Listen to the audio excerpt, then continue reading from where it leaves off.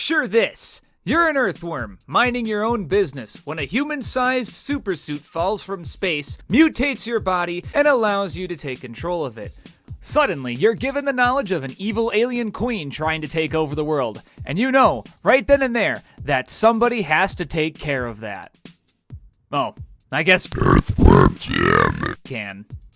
Earthworm Jim doesn't make a lot of sense, but that's because it doesn't have to. In fact, a lot of things don't make sense in the game. It's an action platformer, and the debut title of a company I'm a huge fan of, Shiny Entertainment. Even better, I'm playing the Special Edition of the game on Sega CD, regarded as the best version of Earthworm Jim.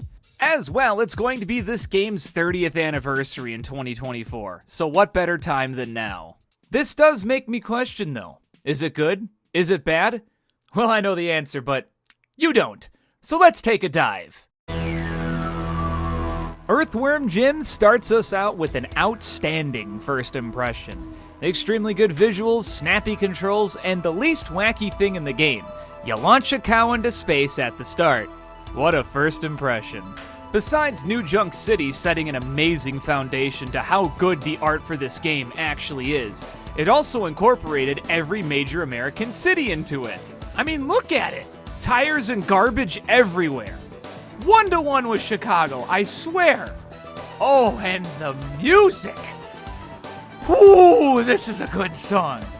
And this stage has a lot of insanely fun level design, taking advantage of all of Jim's moves.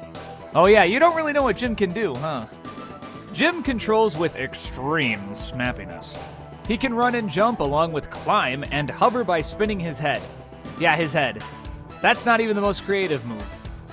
The most important thing Jim can do is ledge grab. It's absurd how actually important this is because you're constantly doing it in the game and my dumbass didn't include it in the first draft of the script. Jim also has two different attacks.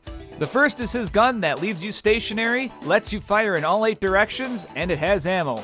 But boy, does it have reach. If you ever run out, the gun regenerates ammo until you hit 100. The second is, to this day, one of the most creative weapons in a video game. Jim is able to use himself as a whip as the suit pilots itself. That's absurd. Just looking at it, man, that's really creative. Holy crap. You can whip in 7 of 8 directions, no straight down with this one, and you can even whip onto hooks and swing. This leads to some wild platforming later on, but damn do you have to be precise with these whips. It seems like only the tip of the whip makes contact with hooks. Also, Jim has health from 100% to 0. When it's 0... Why did I even write that sentence? You can see the life counter next to his health. What do you think happens? He dies! Now, the worst part about this stage is actually if it's something you discover on your first time playing. You can skip the entire stage just by going up at the beginning and warping. Again, if it's your first time playing, don't do that. New Junk City is an awesome level, and you shouldn't skip it your first time. Hell, I'm not even going to show you footage on how to do it. That's how much I don't want to show it. Now, normally when you get to the end, there's a boss fight here, but this is the special edition, so there's a second part where you control Jim without his suit. I'm nude. Jim alone obviously and unfortunately can't do much. He can jump and walk. He's, you know, an earthworm. He does have some sick momentum though, as you slide down all kinds of slopes here. There's even branching paths for studs supporting me on my next project, Scouter, and wimps who aren't. Isn't it great? The first major boss of this game is Chuck, the leader of New Junk City. You gotta mash crates into him and he'll belch fish at you. Like I said, the cow launch was the least wacky thing. On defeat, Jim takes off and travels through space. I'm a rocket man. Despite the name, Andy Asteroids is devoid of any Andys in it. However, the asteroid part is true to the name. Between each major planet, Jim has to race Psycrow, who really wants the suit he dropped back. As you dodge asteroids, you get blue spheres, with 50 of them, and if you win, you get to continue. If you lose the race, we'll talk about that later. Oh boy, I sure hope I don't go to hell. Oh, well, I'm in hell. Oh look, a cat is in control of hell.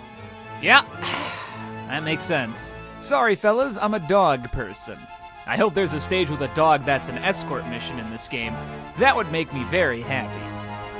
Despite this being California, it has shockingly pleasant music after the whole orchestral bit of Night on Bald Mountain. Don't let me fool you into thinking I know classical music. That's something I had to look up. If you ignore the screams of agony in the background, just like in California, it's a good song. Even better is how this place looks. Wonderful use of warm colors and dark colors for the platforms. Also, these green gems pop out so they're easy to find. I'm also going to stop and mention something about items. Jim collects tons of little things on his adventure. There's atoms that refill his health slightly. There's also big red atoms that refill his health a lot. There's also this invisible item that baas like a sheep that actually spawns items for you. Remember, the cow launch was the least wacky thing in this game. There's extra lives that are just Jim's head, and my favorite power-up, the plasma shot. This shot basically nukes every enemy with a single hit, and you have to use them in order to go back to your regular gun. Same with the special edition exclusive weapon, the homing shot. I'll talk more about why that's not bad later. Actually, no, I'm talking about it now. If Jim could just take these and just use them later, you'd use them on boss fights and swap back to his main gun for the rest of the stage. You don't want to waste those, right? Not being able to switch weapons makes you more reliant on the whip, and think about tough choices like that. Well, either that was intentional, or they just ran out of buttons on the Genesis controller and I'm looking too deep into this. But hey, that is what I thought.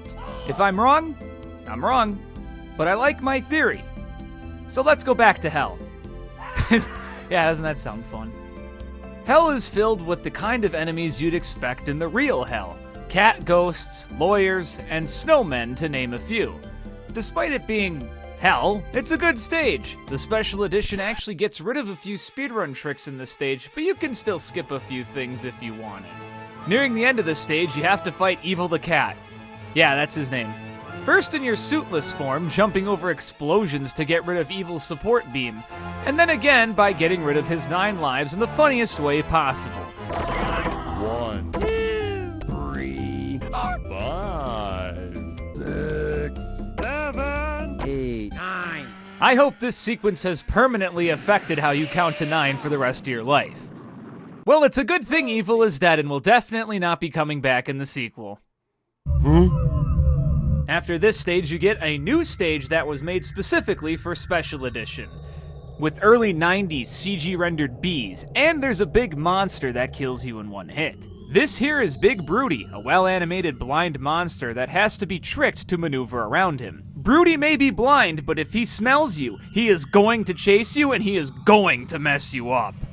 It's about outmaneuvering him and getting creative with how you can, like how you can launch yourself up with some kind of teeter-totter, or put him in a pit, or just find something low so you can jump over him. Speaking of, the level design is wacky here. There's a lot of sick tricks with whip hooks for Jim to use to get to higher ground. The ability to skip a shitload of sections and the absurd amount of secrets and one-ups in this stage is fantastic. Hey, those of you that haven't played, how do you think you get this one up here? Maybe this platform, right? Or some kind of spring or hidden floor? Well, I bet you feel silly now. Anyway, the level just kinda ends. Yeah, you just teleport away and boom, another anti-asteroids. I would rather see Jim make peace with Bruty and leave, but oh well. A quick thing I wanted to mention is that for some reason in this game, everything carries over per stage. Lives, sure, but your health and ammo carry over too. Though I understand technically Jim never got anything to heal up or get ammo in space, it couldn't hurt to just have like a default minimum for the next stage. What a weird choice that is.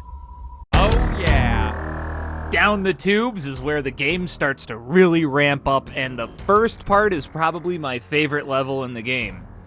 With the tubes controlled by buff cats, Jim has to actually sneak around them by lifting his ass up to get the cats to not notice him.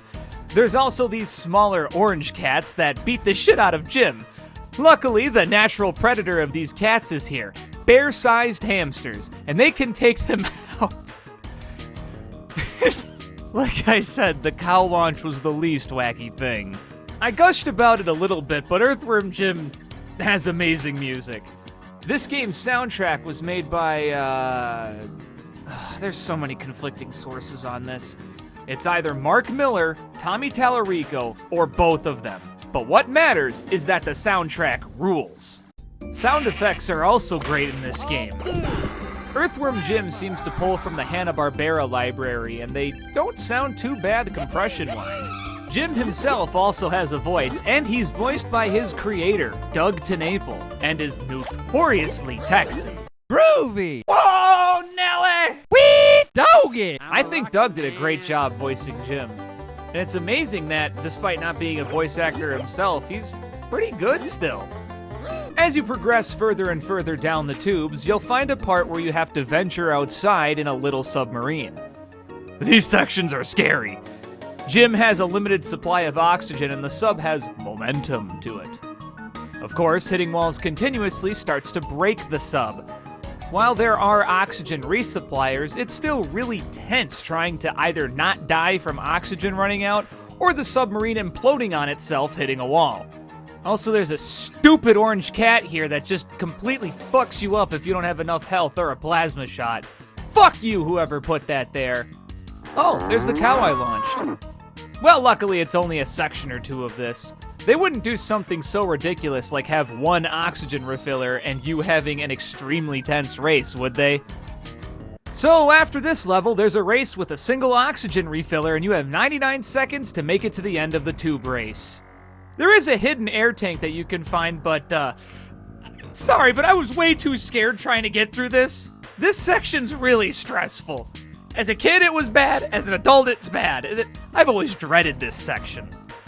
But after clearing it, thank God, you still gotta beat Bob, the killer goldfish. Alright, job well done. Now this level is a clear stain on the game, and it's a stressful and scary part to play. Honestly, the fact that they were given a chance to make this area better but left it as is really sours how— Anyway, you can skip that whole section, get an extra life, and go to an Asteroids stage that's extremely fast and easy. I complained about New Junk City having a skip in it, but this part of the stage can have one. I don't mind at all. Look out below! Jim goes toe-to-nose with the most evil booger in the universe, Major Mucus, a military madman who has Jim and himself go 3 rounds in a bungee jumping contest before their ropes snap. Jim is able to shove himself into Major Mucus. Do it too much though, and Major Mucus starts spinning around and he'll wallop Jim easily. The AI does get significantly smarter, and the block-nosed monster down below follows Jim better, so you have to make sure you're not close by or that's an instant death. Really gruesome one at that, jeez! The music here is really groovy. The boogery, disgusting-filled world also rules. It's really interesting how they built up a giant snot tower in real life, just scan it in and put it in the game. Don't fact check that. Just believe me, it totally happened. My dad worked at Shiny and everything. It definitely was what they did. Overall, fun. Very fun. And these Asteroid stages are getting harder. Oh boy, oh boy. Level 5 isn't exactly level 5, but it's still the 5th planet you visit in Special Edition, so you know what? It still works. This level is a giant laboratory with the scariest enemies, taking the form as early 90s CG renders. This stage does have a few more puzzle elements added to it, with switches to pull and things to close as quick as you can, and platforming challenges with a suitless Jim. There's a massive amount of variety in this stage, and it's honestly an outstanding stage, even if you have to stop and shoot enemies a bit more often than you used to. But there is one section that always sticks out to me when I play it on the highest difficulty. There's a series of 8 tubes that releases amoeba that Jim has to fire his gun at. Though there's no signal indicating where they're coming out, there is a pattern. While predictable, these hurt like hell if you miss. And there's 2 sections of this back to back with health supplies that scale for the difficulty. Depending on the difficulty you're playing on, messing up could be a simple scratch or a life and death situation, because this is way fucking harder on difficult. The only thing I can say that'll help is focus on when in the pattern these amoeba come out on the bottom. Those are the ones that will seriously mess you up.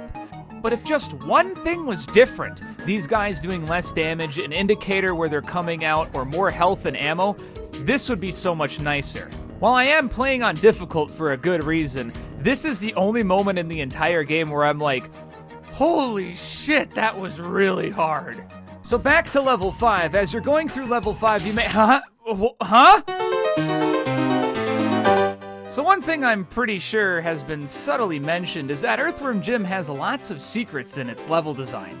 This here is my favorite. An entire level dedicated to the lights being off and using Jim's eyes to make your way through this dark environment. All of this accompanied with an extremely enthusiastic ragtime song. It's really fun bumping around and trying to figure out what this stage's level design actually is. There's a good chunk of extra lives here, and even a super hilarious boss with really big eyes scaring the shit out of Jim. When you leave the stage though, it's as if nothing happened. However, in the special edition versions of this game, it has the only flaw. The music doesn't keep playing between areas. Other than that though, it's an amazing stage. Back on level 5, you eventually get introduced to the actual leader of level 5, Professor Monkey Forehead. Again, the cow launch. That was the least wacky thing. He, using his monkey head, climbs around the facility and throws stuff at you. You can counter him by shooting him or backing him into a corner. At the end, you fight his most evil creation, a robot chicken. Yep, Shiny beat the TV show to that. Phase 1's about beating it as a walker, and Phase 2 is a badass fight as you fall down and shoot at it.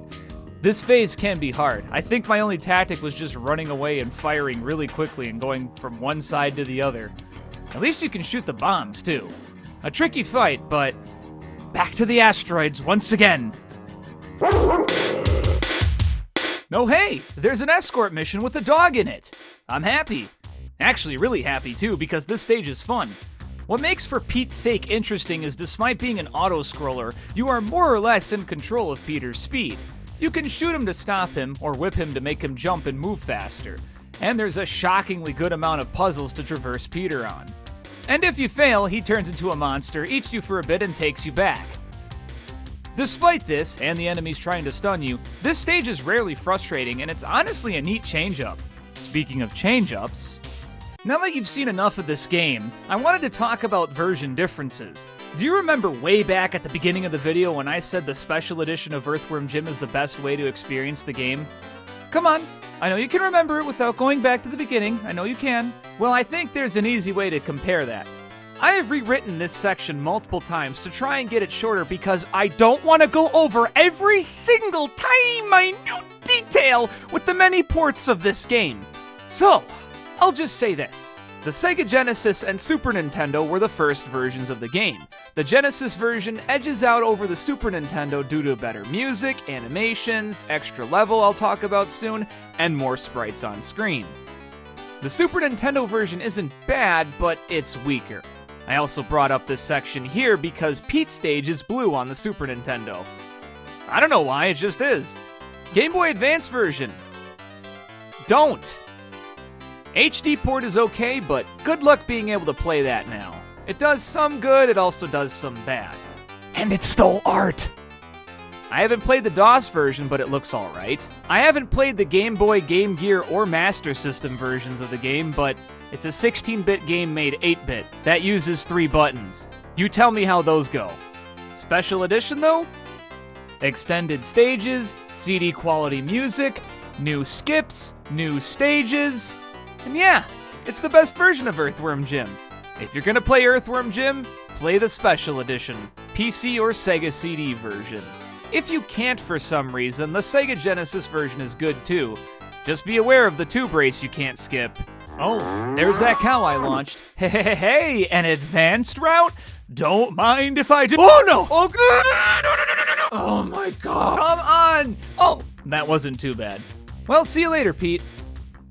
Oh gosh, what's with all the asteroids here? I'm not mad that I lost. I'm mad that I had to purposely lose because I still had to show you Psycrow. Psycrow, come here! Okay, so if you lose an anti-asteroids, you have a boss fight with Psycrow. The fight itself is simple to understand. Shoot first, whip when stunned. However, Psycrow's AI is all over the place. He just seems to kinda float around uncontrollably, like a little kid spazzing a computer mouse around for fun. Honestly, I would prefer him slowing down way more if I had to design this. Oh yeah, Psycrow, I can definitely hit you up there, asshole. Another weird thing is that Psycrow's fight is as hard as it would be no matter how you encounter him. His fight is super easy if you mess up the first anti-asteroids, but later ones he's quite tough. I'm honestly not a fan of that either. I'd rather he'd be at his weakest if you spent all this time not losing and just lost this one. Oh well, get him out of here. Man, Psycrow, you got stomped. This level is, for lack of a better term, even though I'm not trying to use it negatively, a rush job. Yeah, this stage was originally made in like a few days just for the Sega Genesis version of Earthworm Jim. Now you may think that's bad, but honestly, I really like Intestinal Distress. The stage, not the actual thing. This is a really gross level that fits the name to a T. Really creepy music here, but I like it, and man, does this have really, really disgusting but pretty graphics. Hey, I noticed I've been super quiet about this, and I'm actually irritated I waited this long to gush about it. Earthworm Jim is a beautiful game. If you didn't know, Earthworm Jim was actually drawn and animated on paper first, and then scanned in to be used as the basis for sprites. This was a technique Shiny used before because their former Virgin Interactive staff, the same staff who worked on Disney games where animators did the exact same thing. Earthworm Jim himself is one of the most fluidly animated characters out there. I swear, even later game consoles would have a hard time beating Earthworm Jim's animations. Even Doug TenNapel himself did some of the animations too. If there's one thing that's a bit weird, it's that it's hard to figure out where the actual floor is in this game. It's not game ruining, but there's a few moments where I wish it was telegraphed better. Shoutouts to Doc Duodenum having Toadman's AI. Makes this a hell of a cakewalk. Probably shouldn't reference Mega Man 4 stuff until I make a review of it. Well, that stage was fun, but also gross. Ew. Let's get out of here.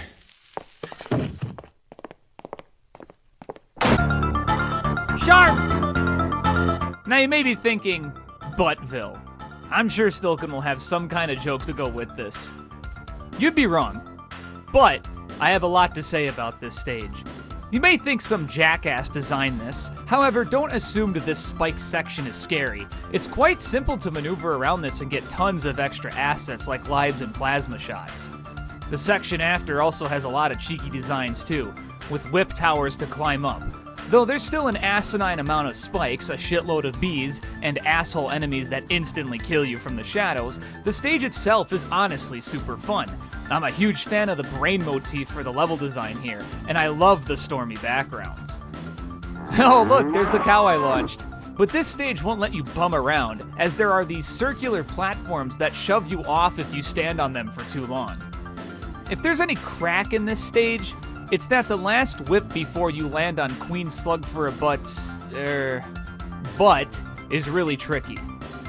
Okay, I think I'm all out of butt puns, sorry. Now this is where the final boss starts to creep in. Earthworm Jim makes an interesting attempt to make it so that the rest of the stage is the boss. Technically, it's mostly her ass, but it is the boss. You climb up the ass end of the queen to then literally fight her ass.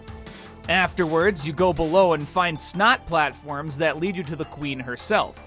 Before I went there, I found a few extra sheep things and I decided to go back to the start of her ass. Look at all these extra items that spawned in. Ah, holy shit, man, I love this game.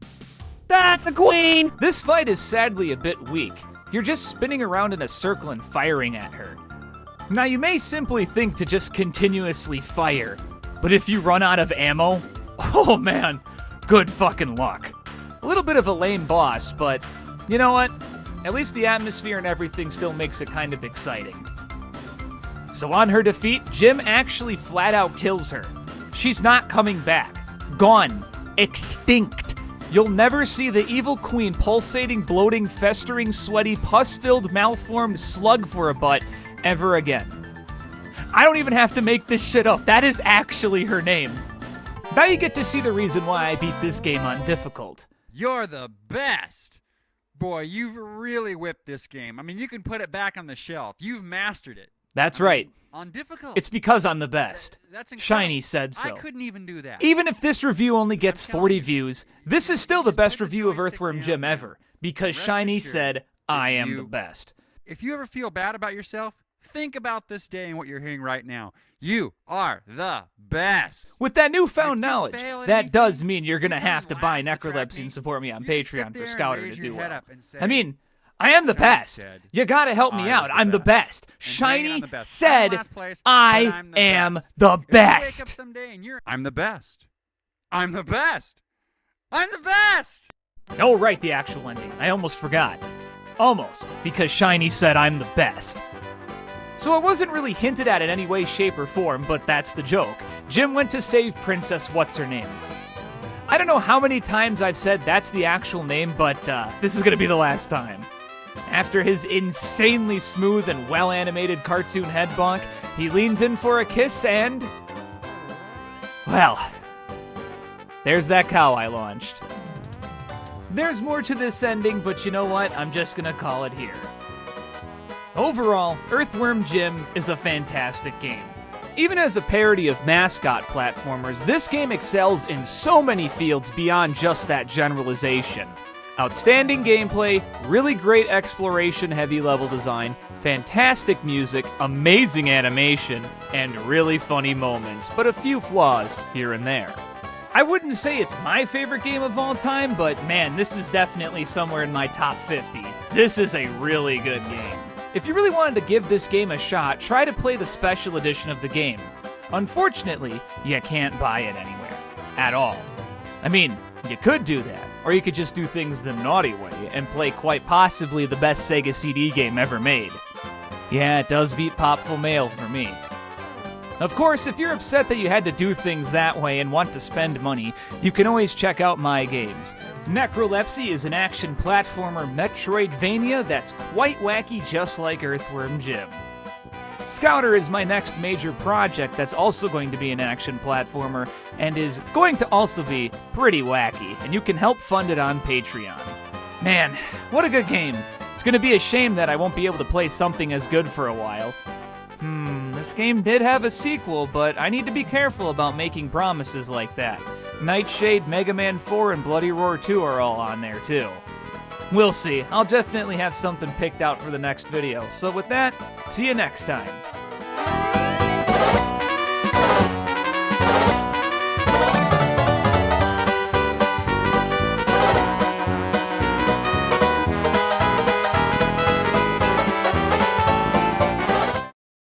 It's over. You can go outside and play now.